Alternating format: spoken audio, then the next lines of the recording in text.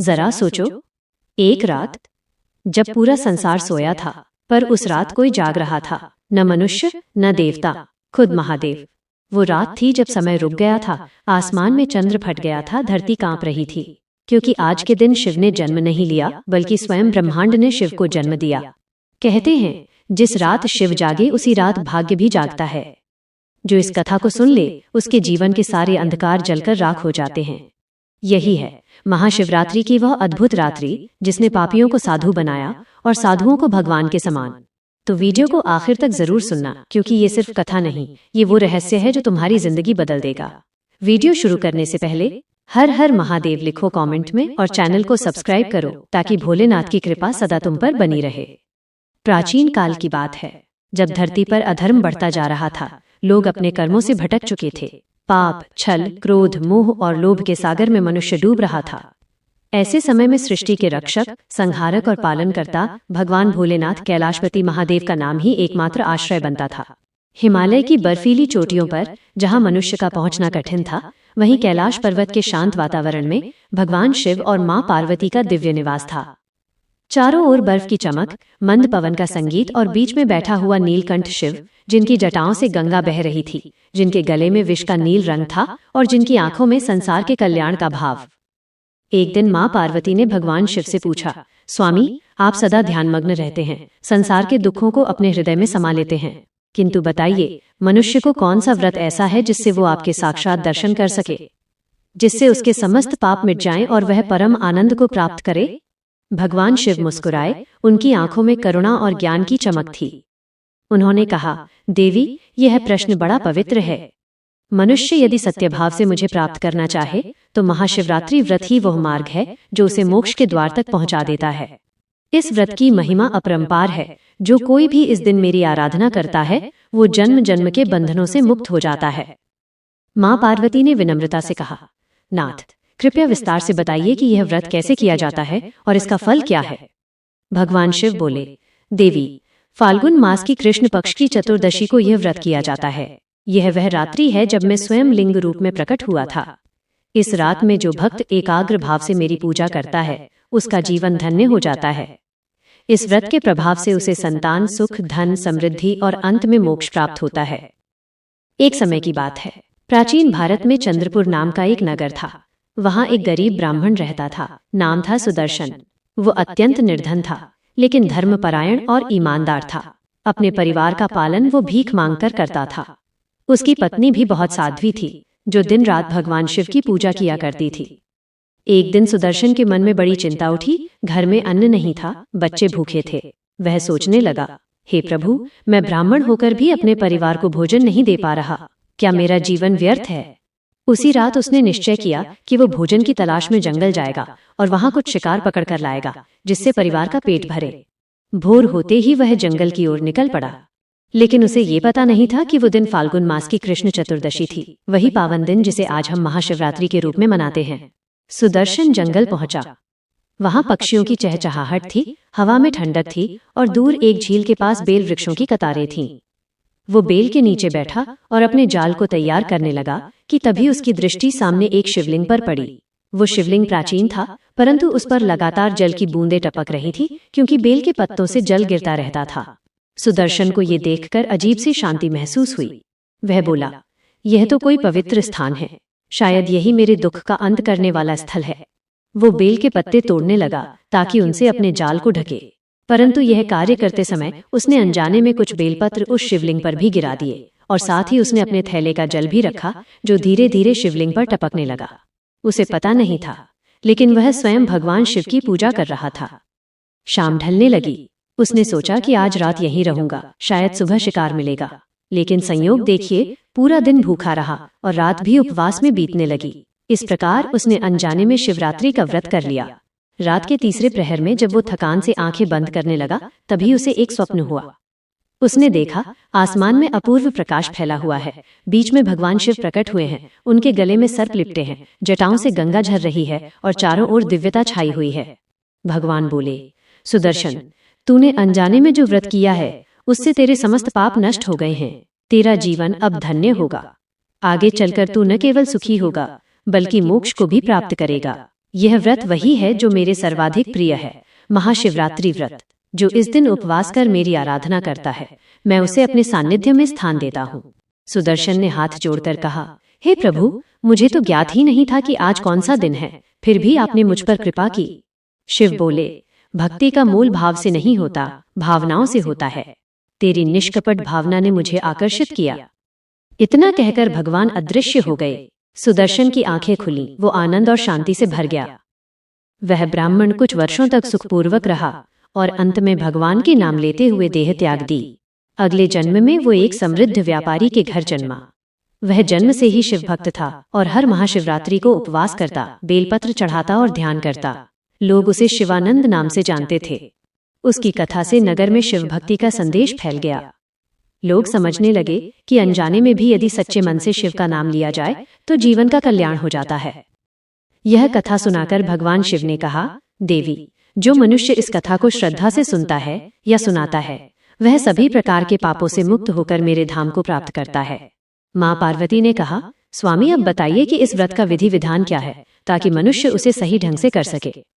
भगवान बोले, इस व्रत में भक्तों को पूरे दिन उपवास करना चाहिए। शाम को स्नान कर, शुद्ध वस्त्र पहनकर शिवलिंग के समक्ष दीप जलाना चाहिए। चारों प्रहर में शिव पूजा करनी चाहिए। प्रत्येक प्रहर में जल, दूध, दही, शहद, घी और बेलपत्र से अभिषेक करना चाहिए। अंत में रात्रि जागरण और शिव महिम्न स्तोत्र का पाठ करना चाहिए। सुदर्शन के अगले जन्म से लेकर कई वर्षों बाद तक चंद्रपुर नगर में शिव भक्ति की लहर फैल चुकी थी। हर घर में महाशिवरात्रि की रात को दीप जलाए जाते, बेलपत्र चढ़ाए जाते और लोग रात्रि भर ओम नमः शिवाय का जप करते।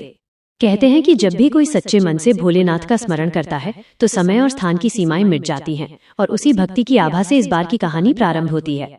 चंद्रपुर से दूर घने जंगल के बीच कैलाशवन नाम का एक छोटा सा ग्राम था। वहां एक शिकारी रहता था, नाम था गजेंद्र। गजेंद्र का स्वभाव कठोर था। वह जीवों को मारकर जीवन यापन करता था, लेकिन उसके भीतर कहीं न कहीं एक दबी हुई कोमलता थी जो समय समय पर जाग उठती थी। वो अपनी वृद्ध माँ के साथ रहता था। पिता का देहांत हो चुका था। माँ हमेशा कहती, बेटा, ये हिंसा का मार्ग छोड़ दे, पाप बढ़ेगा। कभी भगवान शिव का नाम ले, वही तेरे दुख हरेंगे। लेकिन गजेंद्र हंस देता, माँ, शिव मेरे जैसे पापी को क्यों देखेंगे। माँ धीरे से मुस्कुराती, शिव तो करुणामूर्ति हैं, वे तो उस पर भी कृपा करते हैं जो गलती से उनका नाम ले ले। एक दिन ऐसा आया जब गजेंद्र पूरे दिन शिकार के लिए भटकता रहा, लेकिन उसे एक भी पशु नहीं मिला। सूर्य ढल गया और चारों ओर अंधेरा छा गया। वो थका मांदा एक ऊंचे बेल के पेड़ पर चढ़ गया ताकि रात वहीं गुजार सके। उसे ये नहीं पता था कि वो रात फाल्गुन मास की कृष्ण चतुर्दशी थी, महाशिवरात्रि की पावन रात्रि। उस पेड़ के नीचे एक प्राचीन शिवलिंग विराजमान था। उसके पास एक छोटा तालाब था और चारों ओर बेलपत्र के वृक्ष झूम रहे थे। रात का पहला प्रहर शुरू हुआ। गजेंद्र को नींद नहीं आ रही थी। उसने अपने तीर धनुष को तैयार रखा, सोचते हुए कि शायद कोई पशु आए तो शिकार कर ले। थोड़ी देर बाद उसने अपने पत्तों की टोकरी से कुछ बेल के पत्ते नीचे फेंके ताकि जगह साफ कर सके, लेकिन वे सीधे शिवलिंग पर गिरे। फिर प्यास लगी। उसने अपने जलपात्र से नीचे पानी गिराया ताकि हाथ धो सके, और वो जल भी शिवलिंग पर गिर गया। उसे ज्ञात नहीं था कि वो उस रात उपवास में था और भगवान शिव की पूजा कर रहा था। रात के दूसरे प्रहर में एक सिंह वहां आया और तालाब के पास रुक गया। गजेंद्र ने देखा, उसका शरीर कांप उठा। उसने धनुष उठाया, लेकिन हाथ थरथरा गए। तभी अचानक एक प्रकाश फैल गया। शिवलिंग से उज्जवल किरणें निकलने लगीं। सिंह वहीं रुक गया और शांत होकर बैठ गया। गजेंद्र विस्मय से देखने लगा। उसी समय आसमान में से एक स्वर गूंजा, हे गजेंद्र, भय मत कर। तूने आज जो कुछ किया वो अनजाने में मेरी पूजा थी। आज की यह रात मेरी प्रिय महाशिवरात्रि की रात है। तू उपवास में रहा, बेलपत्र चढ़ाए और जल अर्पित किया। तेरे सारे पाप नष्ट हो गए हैं। गजेंद्र ने हाथ जोड़ लिए। उसकी आंखों से आंसू झरने लगे। हे प्रभु, मैंने तो अनगिनत जीवों की हत्या की है। मैं पापी हूँ। आप मुझ पर दया क्यों? भगवान शिव बोले, हे पुत्र, मैं उस भाव को देखता हूँ जो हृदय में है, कर्मों की भूल को नहीं। आज से तू किसी जीव को कष्ट नहीं देगा। यह रात्रि तेरे लिए मोक्षदायिनी होगी। इतना कहकर भगवान अदृश्य हो गए। गजेंद्र भूमि पर झुककर रो पड़ा। उसके भीतर का क्रोध, हिंसा और मोह सब पिघल गया। सुबह जब सूर्य उदय हुआ तो गजेंद्र का चेहरा शांत था। वो गांव लौटा और अपनी माँ के चरणों में गिर पड़ा। माँ, आज मैंने शिव को देखा। अब मैं किसी जीव को नहीं मारूंगा। अब मेरा जीवन केवल सेवा और भक्ति में बीतेगा। माँ की आंखों में आंसू आ गए। बेटा, ये तो वही चमत्कार है जो शिव अपने भक्तों पर करते हैं। उन्होंने तुझे नई दिशा दी। गजेंद्र ने अपने घर के पास एक छोटा सा शिव मंदिर बनवाया। रोज बेलपत्र और जल अर्पित करता। धीरे धीरे गांव के लोग भी उससे प्रेरित होकर पूजा करने लगे। गजेंद्र के मन में इतनी भक्ति भर गई कि वह दिन रात ओम नमः शिवाय का जाप करता रहता। कहा जाता है कि जब उसकी मृत्यु हुई तो उसकी आत्मा सीधे कैलाश धाम पहुंची। भगवान शिव ने मुस्कुराकर कहा, देखो, जिसने पाप किया था वो आज पुण्यात्मा बन गया। यही मेरी महाशिवरात्रि की शक्ति है। कैलाश पर्वत पर देवी पार्वती ने ये दृश्य देखा तो बोली, स्वामी, कितना अद्भुत है ये व्रत। जिसने हिंसा की वो भी आपकी कृपा से मुक्त हो गया। भगवान शिव बोले, देवी, यही तो मेरी भक्ति की विशेषता है। यह व्रत भेदभाव नहीं करता। ब्राह्मण, क्षत्रिय, वैश्य, शूद्र, स्त्री या पुरुष, जो कोई भी सच्चे मन से मेरी पूजा करे मैं उसे अपनाता हूँ। महाशिवरात्रि की रात मेरे हृदय के द्वार सभी के लिए खुले रहते हैं। फिर भगवान शिव ने कहा, देवी, इस रात्रि में मेरे स्वरूप का रहस्य भी छिपा है। जब ब्रह्मा और विष्णु में ये विवाद हुआ कि कौन बड़ा है, तब मैंने लिंग रूप में प्रकट होकर उन्हें दिखाया कि मैं अनादि, अनंत और अजर हूँ। इसीलिए इस रात को शिवलिंग की आराधना सबसे श्रेष्ठ मानी गई है। माँ पार्वती बोली, स्वामी, तो क्या जो व्यक्ति इस दिन उपवास नहीं कर पाता वो भी आपकी कृपा पा सकता है? भगवान शिव ने उत्तर दिया, हाँ देवी, जो व्यक्ति केवल इस दिन मेरा नाम भी ले लेता है उसके मन में श्रद्धा जागती है और वही श्रद्धा उसे पुण्य देती है, क्योंकि शिव का नाम स्वयं पवित्रता का प्रतीक है। समय बीतता गया। अब चंद्रपुर और कैलाशवन दोनों नगरों में लोग महाशिवरात्रि का व्रत रखने लगे। बच्चे बच्चे के मुख पर ओम नमः शिवाय गूंजता। स्त्रियां उपवास रखती, पुरुष मंदिर सजाते और रात भर भजन करते। एक दिन उन दोनों नगरों के लोग मिलकर एक विशाल यज्ञ करने लगे, शिव महायज्ञ।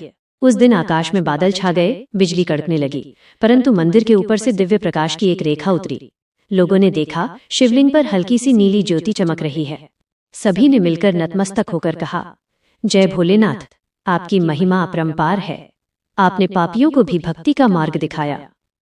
भगवान शिव ने उस क्षण आशीर्वाद दिया, जो भी इस कथा को सुनेगा, पढ़ेगा या सुनाएगा, उसके जीवन से संकट दूर होंगे और उसके हृदय में भक्ति का दीप जल उठेगा। समय बीतता गया। मनुष्य लोक में शिव भक्ति का प्रवाह फैल चुका था, लेकिन उसी कालखंड में हिमालय की गोद में स्थित एक छोटा सा राज्य था, मेघवन। इस राज्य के राजा का नाम था हिमवन और रानी थी मेना। वे अत्यंत धार्मिक और सत प्रवृत्ति वाले शासक थे। दोनों ने जीवन में अनेक यज्ञ किए, लेकिन एक ही अभिलाषा उनके मन में शेष थी। उन्हें एक ऐसी कन्या चाहिए थी जो नारीत्व की पूर्णता और भक्ति की मूर्ति हो। भगवान की कृपा से उनके घर एक कन्या का जन्म हुआ, जिसका नाम रखा गया गौरा। उसका शरीर दूध सा उज्ज्वल, नेत्र कमल के समान और मुख से सदैव मधुर मुस्कान झलकती थी। बाल्यकाल से ही गौरा का मन खेलों या राजसी वैभव में नहीं, बल्कि ध्यान और पूजा में लगता था। एक दिन छोटी गौरा ने अपनी माँ से पूछा, माँ, ये जो शिवलिंग है, आप रोज इसकी पूजा क्यों करती हैं? इसके ऊपर जल क्यों चढ़ाया जाता है? रानी मेना मुस्कुराई, बेटी, ये भगवान शिव का प्रतीक है। वे सृष्टि के पालन करता हैं, जिनके बिना यह संसार अपूर्ण है। वे करुणा मूर्ति हैं, जो पापियों को भी अपनाते हैं। उनका नाम लेना ही मोक्ष देता है। गौरा ने बड़े मनोयोग से कहा, माँ, तो क्या भगवान शिव साक्षात दिखाई देते हैं?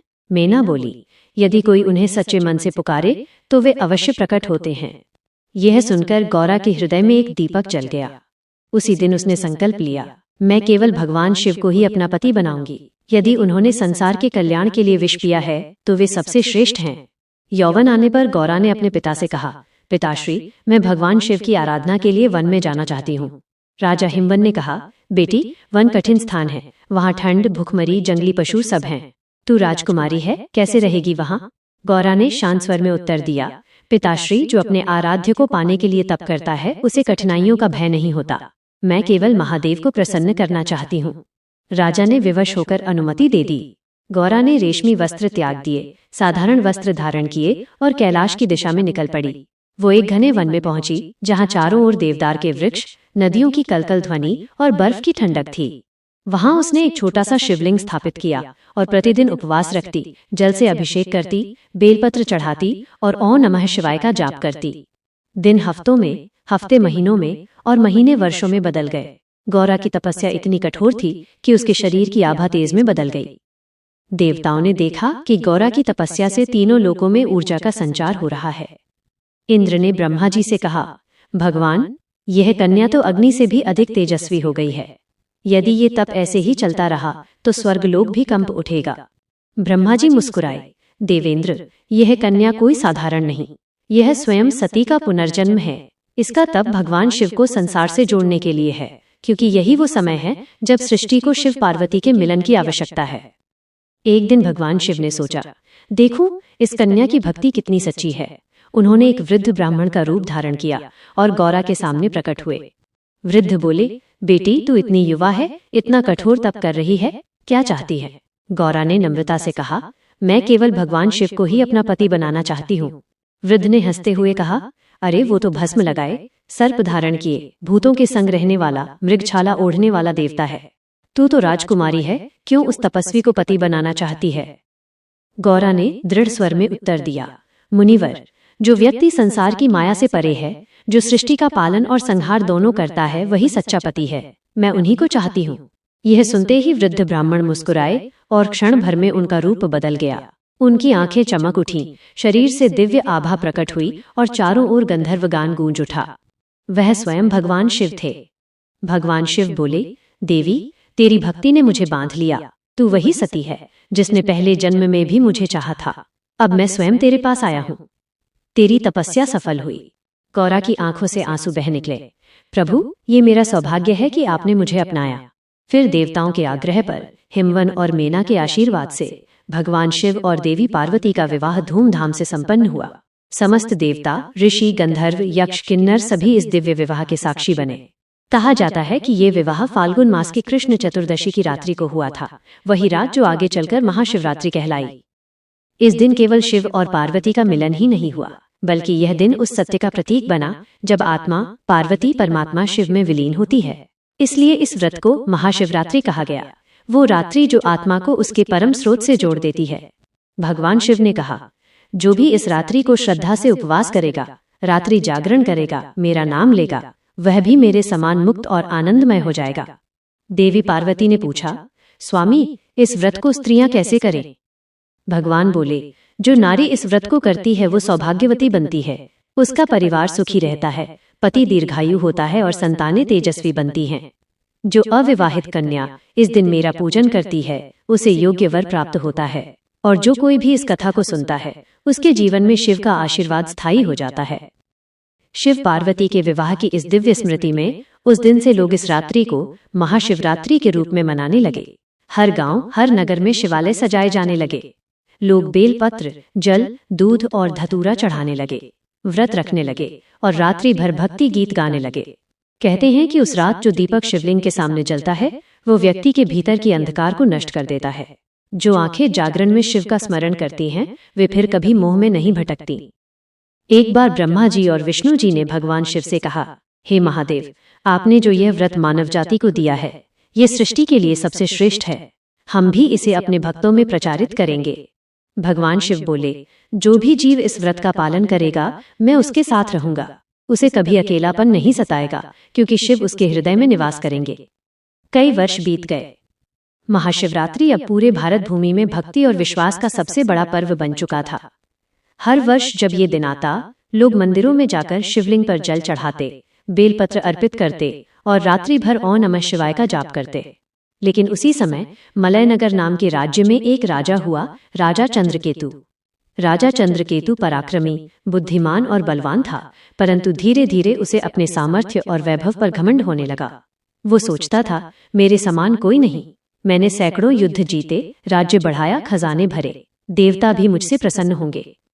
उसका अहंकार इतना बढ़ गया कि उसने अपने महल के ऊपर एक विशाल पताका लगवाई, जिस पर लिखा था, इस भूमि पर सबसे महान चंद्रकेतु है। ये देखकर उसके मंत्री और प्रजा चुप रहे, लेकिन आकाश में बैठे देवता मुस्कुरा दिए।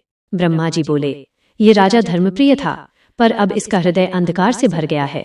समय आ गया है कि इसे ज्ञान मिले। भगवान शिव ने कहा, मैं स्वयं इसे सच्चे मार्ग पर लाऊंगा। राजा चंद्रकेतु ने एक दिन सभा में घोषणा की, अब मेरे राज्य में कोई भी शिव, विष्णु या किसी देव की पूजा नहीं करेगा। सब केवल मेरे नाम का सम्मान करेंगे। मैं ही इस धरती का पालन करता हूँ। यह सुनकर सब चकित रह गए। मुख्य पुरोहित ने हाथ जोड़कर कहा, महाराज, ये अधर्म है। भगवान शिव और विष्णु ही सृष्टि के आधार हैं। मनुष्य का कर्तव्य है कि वह उनके चरणों में शीश झुकाए। राजा ने क्रोध में कहा, यदि मैंने कहा कि देव पूजा नहीं होगी तो नहीं होगी। जो इसका उल्लंघन करेगा उसे दंड मिलेगा। उस दिन से मंदिरों में दीपक बुझा दिए गए, पूजा पाठ बंद हो गया। प्रजा भय से मौन हो गई। राज्य में धीरे धीरे असंतोष फैलने लगा। वर्षा रुक गई, फसलें सूख गईं, नदियों का जल घट गया। लेकिन राजा को इन सब का कारण समझ नहीं आया। वो और अधिक कठोर होता गया। एक दिन एक वृद्ध साधु नगर में आए। उनकी आंखों में शांति थी, शरीर पर भस्म लिपटी थी और वे बार बार ओम नमः शिवाय का जाप कर रहे थे। राजा के सैनिकों ने उन्हें पकड़ लिया और दरबार में ले आए। राजा बोला, कौन है तू जो मेरे राज्य में देवता का नाम लेता है? साधु ने शांत स्वर में कहा, राजन, मैं शिव भक्त हूँ। मैं केवल महादेव का नाम जपता हूँ क्योंकि वही मेरे पिता और गुरु हैं। राजा हंस पड़ा, शिव? वह भूतों के स्वामी, तू मुझे उसके नाम से डराना चाहता है? साधु मुस्कुराए, राजन, तू बलवान है, लेकिन यह मत भूल कि शक्ति का स्रोत वही है। जब तक तू नम्र नहीं होगा, सुख नहीं मिलेगा। राजा ने क्रोध में आदेश दिया, इसे कालकोठरी में डाल दो। सैनिकों ने साधु को कैद कर लिया। वो रात्रि फाल्गुन मास की कृष्ण चतुर्दशी की थी, वही रात जिसे दुनिया महाशिवरात्रि कहती है। राजा ने उस दिन भारी मदिरा पीकर उत्सव मनाने का आयोजन किया, लेकिन रात गहराई तो उसके महल में अजीब सी गंध भरने लगी। दीवारें हिलने लगी, दीपक अपने आप बुझने लगे। राजा चिल्लाया, ये क्या हो रहा है? तभी आकाश में से आवाज आई, हे चंद्रकेतु, तूने अपने गर्व में देवताओं का अपमान किया है। अब अपने कर्मों का फल भोग। राजा भयभीत होकर उठा। उसने देखा कि सिंहासन के सामने धुएं से एक विशाल आकृति उभर रही है। नीलवर्ण का शरीर, त्रिनेत्र, जटाओं से गंगा बह रही है, गले में सर्प लिपटा है और माथे पर अर्धचंद्र। वह स्वयं भगवान शिव थे। राजा कांप उठा। वह भूमि पर गिर गया। हे देव, क्षमा करें, मैंने अज्ञान में आपसे वैर लिया, कृपया मुझे माफ करें।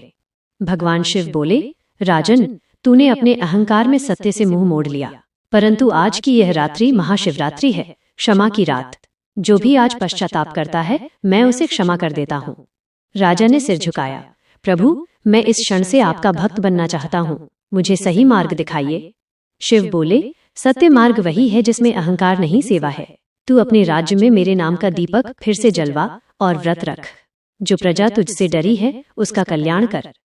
इतना कहकर भगवान अदृश्य हो गए। अगले ही दिन राजा चंद्रकेतु ने आदेश दिया, सभी मंदिर फिर से खोले जाएं। आज से कोई भी शिव भक्त स्वतंत्र है पूजा करने को। मैं स्वयं व्रत रखूंगा और जल चढ़ाऊंगा। राज्य में हर्ष की लहर दौड़ गई। मंदिरों की घंटियां फिर से बज उठीं। राजा ने अपनी राजमुकुट उतारकर शिवलिंग के चरणों में रख दिया। वो बोला, हे भोलेनाथ, अब ये राज सिंहासन भी आपका है, मैं केवल सेवक हूँ। उस दिन उसने पूरे दिन उपवास रखा, रात भर जागरण किया और ओम नमः शिवाय का जाप किया। उसकी आंखों में आंसू थे, लेकिन हृदय में शांति का सागर उमड़ रहा था। रात के अंतिम प्रहर में जब राजा ध्यान में लीन था, तभी शिवलिंग से प्रकाश फैला। एक दिव्य स्वर आया, राजन, तेरी भक्ति सच्ची है, तेरे राज्य में अब पुनः समृद्धि लौटेगी। फसलें हरी होंगी, वर्षा होगी और तेरा नाम इतिहास में उस राजा के रूप में लिखा जाएगा जिसने अहंकार छोड़ भक्ति अपनाई। सुबह जब सूर्य निकला तो आकाश में इंद्रधनुष छा गया। राजा ने देखा, नदियों का जल फिर से बहने लगा, खेतों में हरियाली लौट आई। राज्य की प्रजा ने मिलकर कहा, जय भोलेनाथ, जय शिव शंकर। हमारे राजा को आपने जीवन का सच्चा अर्थ दिखाया। कुछ वर्षों बाद जब राजा वृद्ध हुआ तो उसने अपने पुत्र को राज्य सौंपते हुए कहा, बेटा, याद रखना, सबसे बड़ा राज्य वो नहीं जो भूमि पर है, बल्कि वो जो हृदय पर हो। जो अपने मन को जीत ले वही सच्चा सम्राट है, और शिव की भक्ति ही उस विजय का मार्ग है। उसने अपने अंतिम दिनों में हर महाशिवरात्रि को उपवास रखा और जन कल्याण किया। जब उसने देह त्याग की तो कहा जाता है कि शिवगण स्वयं आए और उसकी आत्मा को कैलाश ले गए। देवी पार्वती ने भगवान शिव से पूछा, स्वामी, आपने तो इतने बड़े पापी को भी क्षमा कर दिया, क्या वास्तव में ये व्रत इतना शक्तिशाली है? भगवान शिव मुस्कुराए, देवी, यही तो मेरी महाशिवरात्रि का चमत्कार है। इस रात्रि में जो भी मेरे समक्ष सच्चे मन से झुके, मैं उसे अपने समान बना देता हूँ। यह व्रत केवल पूजा नहीं, बल्कि आत्मशुद्धि का पर्व है। कई वर्षों बाद जब महाशिवरात्रि पर्व पूरे भारत में फैल चुका था, तब हिमालय की तराई में बसे एक छोटे से गांव देवलपुर में एक गरीब चरवाहा रहता था। उसका नाम था भीमू। भीमू दिन भर जंगल में अपनी गायों को चराता और शाम को गांव लौटकर अपनी झोपड़ी में सो जाता। वो अनपढ़ था, लेकिन दिल से बहुत सीधा और भला इंसान था। उसके पास न धन था न परिवार, बस कुछ गायें और एक पुराना मिट्टी का दिया जो उसकी रातों की संगिनी थी। गांव में एक पंडित रहते थे जिनका नाम था गौरीशंकर। वे रोज मंदिर में पूजा करते, मंत्र पढ़ते और गांव वालों को व्रत पूजा का महत्व बताते। एक दिन वे गांव में घूमते हुए भीमू के पास पहुंचे। पंडित बोले, अरे भीमू, कल महाशिवरात्रि है, तू भी व्रत रख और शिवलिंग पर जल चढ़ा। इस दिन उपवास और जागरण करने से जन्म जन्म के पाप मिट जाते हैं। भीमू ने सिर खुजाते हुए कहा, पंडित जी, मुझे न तो मंत्र आते हैं न पूजा की विधि, मैं तो बस गाय चराना जानता हूँ। भगवान मेरे जैसे गरीब की सुनेंगे क्या? पंडित मुस्कुराए, भोलेनाथ तो सबसे सरल हैं, वे भाव देखते हैं, नियम नहीं। बस सच्चे दिल से उनका नाम ले और उन्हें जल अर्पित कर। भीमू ने मन में सोचा, ठीक है, मैं भी कोशिश करूंगा। अगले दिन सूरज उगा तो भीमू ने अपनी झोपड़ी में जल का एक छोटा पात्र भरा, कुछ बेल के पत्ते तोड़े और पास के जंगल में निकल गया। वो जंगल के बीच एक शांत स्थान पर पहुंचा, जहां एक पुराना पत्थर था जो शिवलिंग जैसा दिखता था। भीमू ने मन ही मन कहा, शायद यही भगवान शिव हैं जिनकी पूजा सब करते हैं, मैं भी इन्हें प्रणाम करता हूँ। वह दिन भर कुछ नहीं खाया, अपनी गायों को चराता रहा और बीच बीच में भोलेनाथ कहता रहा। शाम ढलते ही उसने जल से शिवलिंग को धोया और बेलपत्र रख दिए। फिर उसने झोपड़ी से अपना मिट्टी का दिया लाकर जलाया और बोला, हे शिव बाबा, मेरे पास फूल नहीं, मिठाई नहीं, बस ये छोटा दिया है, इसे ही मेरा प्रणाम समझ लीजिए। रात बीतती गई। भीमू पेड़ के नीचे बैठा रहा। उसकी आंखें झपकने लगी पर वो सोया नहीं। उसने तय किया था, पंडित जी बोले थे कि जागरण करना चाहिए तो मैं जागूंगा। धीरे धीरे आधी रात हुई। अचानक हवा का झोंका आया और दिया बुझ गया। भीमू घबरा गया। अरे नहीं, शिव बाबा नाराज न हो जाएं। वो जल्दी से अपनी गाय के गोबर के उपले से नया दिया जलाने लगा, लेकिन उसकी उंगलियां जल गईं। फिर भी उसने हार नहीं मानी। उसने अपनी पगड़ी से आग की चिंगारी पकड़कर फिर दिया जलाया। तभी एक तेज प्रकाश फैला। भीमू ने देखा, सामने का पत्थर चमकने लगा है। उस पर से प्रकाश की लहरें उठ रही थी और उसमें से धीरे धीरे एक दिव्य आकृति प्रकट हुई। नीलवर्ण देह, जटाओं से बहती गंगा, गले में सर्प, माथे पर चंद्र, वो स्वयं भगवान महादेव थे। भीमू अवाक रह गया। उसके हाथ कांपने लगे। वो घुटनों के बल बैठ गया और बोला, भोलेनाथ, मैं तो मूर्ख हूँ, न पूजा जानता हूँ न भजन, आपने मुझे दर्शन क्यों दिए? भगवान शिव ने स्नेह भरी मुस्कान के साथ कहा, हे भीमू, तूने जो दिया फिर से जलाया, वही तेरी पूजा थी। जब तूने बिना शिकायत भूख में भी जल चढ़ाया, वही तेरा उपवास था। और जब तूने मेरे नाम से प्रेम किया, वही तेरा सच्चा भजन था। भीमू की आंखों से आंसू बह निकले। प्रभु, अब मेरा क्या होगा? शिव बोले, अब तेरा जीवन सदा सुख और शांति से भरा रहेगा, तुझे कोई कष्ट नहीं होगा। जहाँ तूने यह दिया जलाया है, वही स्थान पवित्र होगा। जो यहाँ आएगा उसे भी मेरी कृपा मिलेगी। इतना कहकर भगवान शिव आकाश में विलीन हो गए। सुबह जब भीमू गांव लौटा तो गांव वाले उसके चेहरे की चमक देखकर हैरान थे। पंडित गौरीशंकर ने पूछा, भीमू, तेरा चेहरा ऐसा दमक क्यों रहा है? क्या हुआ? भीमू ने सब बता दिया, कैसे उसने बेलपत्र चढ़ाए, दिया जलाया और भगवान शिव ने दर्शन दिए। पंडित के आंसू आ गए। उन्होंने कहा, भक्तों, देखो, ये है सच्ची भक्ति। जिसने मंत्र नहीं जाने, जिसने ग्रंथ नहीं पढ़े, पर जिसने सच्चे मन से भगवान को पुकारा, उसे शिव ने स्वयं दर्शन दिए। उस स्थान पर बाद में एक शिव मंदिर बनाया गया, जिसे लोग भीमेश्वर महादेव के नाम से जानने लगे। आज भी कहते हैं कि वहां जो व्यक्ति श्रद्धा से जल चढ़ाता है, उसकी सभी मनोकामनाएं पूर्ण होती हैं। कैलाश पर्वत पर देवी पार्वती ने मुस्कुराते हुए भगवान शिव से कहा, स्वामी, आप तो सबके हृदय में झांक लेते हैं। सचमुच आप ही एकमात्र देव हैं जो गरीब अमीर में भेद नहीं करते। भगवान शिव बोले, देवी, मेरे भक्त के पास धन या विद्या नहीं हो, कोई बात नहीं, लेकिन यदि उसका हृदय निर्मल है तो मैं तुरंत उसके समीप पहुंच जाता हूँ। ये महाशिवरात्रि इसलिए महान है क्योंकि इस रात मैं हर उस हृदय में प्रकट होता हूँ जो सच्चे मन से पुकारता है। कई वर्षों तक भीमू रोज उस शिवलिंग पर दिया जलाता रहा। वो सुबह शाम केवल एक ही बात कहता, भोलेनाथ, मेरे गांव को खुश रखो। धीरे धीरे वो वृद्ध हो गया। एक महाशिवरात्रि की रात को जब उसने दिया जलाया तो आकाश में हल्की वर्षा शुरू हो गई। उसने मुस्कुराकर कहा, भोले बाबा, आज भी आए ना आप? वह भूमि पर बैठा और नमः शिवाय का जाप करते करते शांत हो गया। सुबह गांव वालों ने देखा कि भीमू का शरीर शांत मुद्रा में बैठा है, चेहरे पर मुस्कान है और दिया अब भी जल रहा है। लोग बोले, ये तो शिव के धाम चला गया। कैलाश पर्वत पर बर्फ की श्वेत परतें चमक रही थीं। मंदवायु बह रही थी और आकाश में चंद्रमा की उजली छटा फैल रही थी। भगवान शिव ध्यान में लीन थे और उनके पास बैठी थी माँ पार्वती, जो अत्यंत कोमल भाव से उन्हें निहार रही थीं। कुछ समय बाद माँ पार्वती ने विनम्रता से कहा, स्वामी, मैंने आपकी अनेक लीलाएं सुनी हैं। आपने असंख्य भक्तों को मोक्ष दिया, पापियों को भी क्षमा की और सृष्टि का कल्याण किया। परंतु मैं यह जानना चाहती हूँ कि महाशिवरात्रि के दिन की इतनी महिमा क्यों मानी जाती है? ऐसा क्या है इस रात्रि में जो साधारण मनुष्य को भी महान बना देता है? भगवान शिव ने अपनी शांत करुणा भरी दृष्टि देवी पार्वती पर डाली और बोले, देवी, ये वो रात्रि है जब ब्रह्मांड का प्रथम कंपन हुआ था।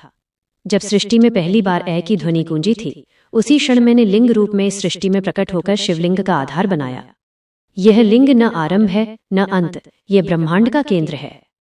महाशिवरात्रि की रात को यह दिव्य शक्ति पूरी तरह जागृत रहती है। जो भी मनुष्य इस रात मेरा स्मरण करता है, वह उस ब्रह्मांडीय ऊर्जा से जुड़ जाता है। उसका मन, बुद्धि और आत्मा तीनों शुद्ध हो जाते हैं। देवी पार्वती ने पूछा, स्वामी, यह व्रत करने का सही विधि विधान क्या है? लोग कैसे करें ताकि उन्हें आपका आशीर्वाद मिले? भगवान शिव बोले, देवी, इस दिन जो भी भक्त मेरी पूजा करना चाहता है, उसे भोर में स्नान कर शुद्ध वस्त्र धारण करने चाहिए। वो दिन भर उपवास रखे, मन को शांत रखे और रात भर जागरण करे। इस व्रत की पूजा 4 प्रहरों में होती है और हर प्रहर का अपना विशेष महत्व है। पहला प्रहर सांध्य काल, भक्त को जल, दूध और बेलपत्र से मेरे लिंग का अभिषेक करना चाहिए। इससे उसकी इंद्रियां शांत होती हैं और मन निर्मल बनता है। दूसरा प्रहर रात्रि मध्य, इसमें दही, शहद और शक्कर से अभिषेक किया जाता है। यह प्रहर भक्ति और प्रेम का प्रतीक है। इससे व्यक्ति का हृदय कोमल होता है और क्रोध नष्ट होता है। तीसरा प्रहर मध्य रात्रि, इसमें घी और गंगाजल से पूजा करनी चाहिए। यह आत्मा के जागरण का समय है। इस समय जो ओम नमः शिवाय का जाप करता है, उसका मन स्वयं शिव स्वरूप हो जाता है। चौथा प्रहर प्रातःकाल, यह मुक्ति का प्रतीक है। इस समय भक्त को पूजा समाप्त करके आरती करनी चाहिए और व्रत का फल अर्पित कर दान करना चाहिए। इस समय किए गए ध्यान से मनुष्य मोक्ष का अधिकारी बनता है। माँ पार्वती बोली, स्वामी, आपने ये व्रत तो बताया, पर इसके परिणाम क्या हैं? क्या वास्तव में मनुष्य के पाप मिट सकते हैं केवल एक रात की भक्ति से? भगवान शिव ने उत्तर दिया, देवी, जब मनुष्य सच्चे हृदय से मुझे याद करता है, तो मैं उसके कर्मों की ग्रंथियों को खोल देता हूँ। जिस प्रकार अग्नि में डाला गया कूड़ा करकट तुरंत जल जाता है, उसी प्रकार मेरे नाम का स्मरण करने से पाप जल जाते हैं। जो इस व्रत को करता है, उसे 4 फल प्राप्त होते हैं। धर्म माइनस वो सत्य मार्ग पर चलता है। अर्थ माइनस उसका जीवन सुख समृद्ध होता है। काम माइनस उसकी सभी इच्छाएं पूर्ण होती हैं। मोक्ष माइनस वह जन्म मरण के बंधन से मुक्त होता है। भगवान शिव ने आगे कहा, देवी, इस व्रत को सुनने, कहने या करने वाले सभी के जीवन में मेरी कृपा सदा बनी रहती है। जो व्यक्ति इस दिन एक बार भी ओम नमः शिवाय का उच्चारण करता है, वह भी पवित्र हो जाता है। और जो भक्त रात्रि में जागरण करता है, उसका हर क्षण एक एक जन्म का पुण्य बन जाता है। उसके घर में सुख, शांति और समृद्धि निवास करती है। जो स्त्रियां इस व्रत को करती हैं, वे सौभाग्यवती बनती हैं और जो अविवाहित कन्याएं करती हैं, उन्हें योग्य वर मिलता है। देवी पार्वती ने कहा, स्वामी, तो क्या इस कथा को सुनने से भी पुण्य मिलता है? भगवान शिव ने उत्तर दिया, हाँ देवी, इस कथा को सुनना या सुनाना स्वयं मेरी पूजा के समान है। जो व्यक्ति श्रद्धा से इस कथा को सुनता है, उसके पाप नष्ट होते हैं, रोग मिटते हैं, मन शांत होता है और जीवन में सुख आता है। वो भक्त मेरी उपस्थिति का अनुभव स्वयं के भीतर करता है। भगवान शिव आगे बोले, देवी, महाशिवरात्रि केवल व्रत नहीं, यह आत्मा का त्योहार है। यह दिन मनुष्य को उसके भीतर के अंधकार से बाहर निकालकर प्रकाश की ओर ले जाता है। जब कोई ओम नमः शिवाय कहता है, तो वह अपने भीतर के मैं को भस्म कर देता है। उसका अहं जल जाता है और वो शिव हो जाता है, यानी शांत, स्थिर और करुणामय। महाशिवरात्रि मनाने का असली अर्थ है अपने भीतर के अहंकार, लालच और द्वेष को समाप्त करना और प्रेम, क्षमा और भक्ति को अपनाना। भगवान शिव ने कहा, जो भी इस व्रत के दिन बेलपत्र, जल या एक दीपक भी अर्पित करता है, उसे 100 यज्ञों का फल मिलता है। जो केवल हर हर महादेव कह देता है, उसके जीवन की दिशाएं शुभ हो जाती हैं। और जो इस दिन किसी भूखे को भोजन देता है, उसके घर लक्ष्मी स्वयं निवास करती हैं। माँ पार्वती ने हाथ जोड़कर कहा, स्वामी, आप सदा ऐसे ही भक्तों पर कृपा बरसाते रहें। आपका ये व्रत संसार के हर प्राणी को मुक्ति दे। भगवान शिव ने आशीर्वाद दिया, देवी, आज से जो भी इस कथा को सुनकर महाशिवरात्रि का व्रत करेगा, मैं स्वयं उसके घर में उपस्थित रहूंगा। उसके मन से भय मिट जाएगा, घर में प्रेम बढ़ेगा और जीवन में प्रकाश फैलेगा। तब से हर वर्ष ये पर्व मनाया जाने लगा। राजा, रानी, ब्राह्मण, व्यापारी, किसान और गरीब सब इस दिन उपवास करते हैं, रात्रि में दीपक जलाते हैं और ओम नमः शिवाय का जाप करते हैं। रात भर मंदिरों में भक्तों की भीड़ रहती है। कोई जल चढ़ाता है, कोई धतूरा, कोई बस हाथ जोड़कर खड़ा रहता है। पर भगवान शिव सबकी प्रार्थना समान रूप से सुनते हैं। जब भोर होती है तो लगता है जैसे पूरा आकाश हर हर महादेव के स्वर से गूंज उठा हो। वो रात्रि, वो भावना और वो ऊर्जा सब शिव में विलीन हो जाती है। तो दोस्तों, ये थी महाशिवरात्रि व्रत कथा, एक ऐसी पवित्र कहानी जो हमें सिखाती है कि सच्ची भक्ति में कोई बड़ा छोटा नहीं होता, बस दिल में श्रद्धा होनी चाहिए। जो मन से ओम नमः शिवाय कहे, भोलेनाथ उसी पल उसकी सुन लेते हैं। अगर आपको ये कथा अच्छी लगी हो तो वीडियो को लाइक करें और कमेंट में लिखें हर हर महादेव। ऐसी ही और पवित्र कथाएं सुनने के लिए चैनल को सब्सक्राइब करें। फिर मिलेंगे अगली दिव्य कथा में। तब तक जय भोलेनाथ, हर हर महादेव।